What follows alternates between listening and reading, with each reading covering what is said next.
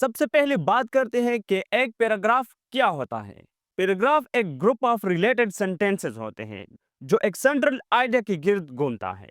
Means हर paragraph में सिर्फ एक मेन आइडिया होता है। एक अच्छा पैराग्राफ लिखने के लिए 3 बेसिक प्रिंसिपल्स को फॉलो करना जरूरी होता है।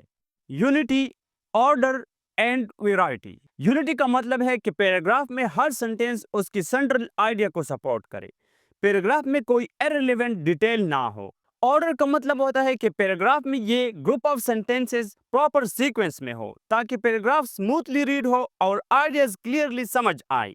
एब्रप्ट कट्स या बेवजह जंप्स ना हो पैराग्राफ में। The last principle is variety. Variety का मतलब होता है पैराग्राफ में थोड़ा चेंज होना चाहिए। ये वेरिएशन हो सकती है सेंटेंस स्ट्रक्चर में, सेंटेंस लेंथ में, वोकैबुलरी और आइडियाज प्रेजेंटेशंस में। इस वैरायटी से पैराग्राफ इंटरेस्टिंग और एंगेजिंग बनता है।